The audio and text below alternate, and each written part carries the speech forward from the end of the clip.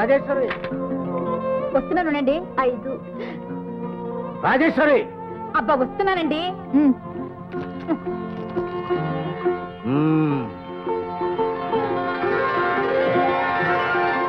ఏమిటి మామ కొడళ్ళ మీటింగు? నా కథ ఎవడు పబ్లిష్ చేస్తాడని ఎగతాళి చేసావే, ఇప్పుడు చూడు 200 రూపాయల పారితోషికం కూడా పంపారు. ఏమిటి నీ కథ పత్రికలో పడిందా? చూడు, ఆ రోజు కథ రాయమంటే పారిపోయావే.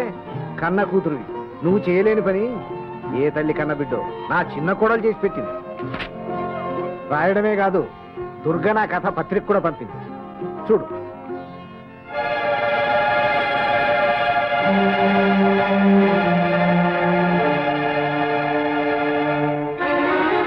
ఈ పేజీలో ఉన్నది నీ కథ కాదు, 2 పేజీల అడ్వర్టైజ్మెంట్. నీ మొహం, నువ్వెప్పుడు అబద్ధాలే చెప్తావు. దుర్గా, దానికి చూపించు. నేను నీ కన్న కూతుని కనుక నీ కోడలాగా అబద్ధాలు చెప్పి నిన్ను మోసం చేయలేకపోయాను. చిన్న కోడలు నీ తెగ పొగడేసుకునేవారే, అందుకే మిమ్మల్ని ఇంత మోసం చేసింది. ఇంతదానికేనా అంత హంగామా చేసింది?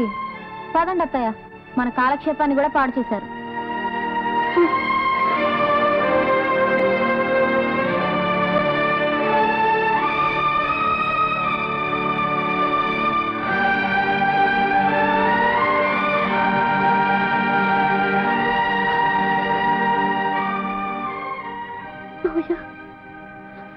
నువ్వు ఈ ఇంటిని ఉద్ధరించడానికి వచ్చిన దేవతవని కన్న కూతురు కంటే ఎక్కువగా చూసుకున్నాను. చివరికి నువ్వు కూడా నన్ను ఆటలు పట్టించావా? ఈ ముసలివాడు నీ కూడా చులకనైపోయాడా అమ్మా? అంత మాట అనకండి మావయ్య. నీ పెదవుల మీద చిరునవ్వు, నీ ముఖంలో ఆనందం, వీటికి మించినవి నాకు ఈ ప్రపంచంలో వేరే ఏవి అక్కర్లేదు. నేను ఇంటికి వచ్చినప్పుడు ఏమైనా కొనుక్కోమని చిన్నబావ 200 రూపాయలు నాకు ఇచ్చారు. దాంతో మిమ్మల్ని సంతోష పెట్టాలని అనుకున్నానే కానీ ఆటలు పట్టించాలని కాదు నా ఉద్దేశం. అదే నా నేరం అయితే మీ ఇష్టం వచ్చిన శిక్ష నాకు విధించండి, నేను సంతోషంగా స్వీకరిస్తాను. అవునమ్మా, శిక్ష విధించాల్సిందే, విధిస్తాను. కడదాకా ఈ ముసలివాడిని కాస్త కనిపెట్టుకుని ఉండమ్మా.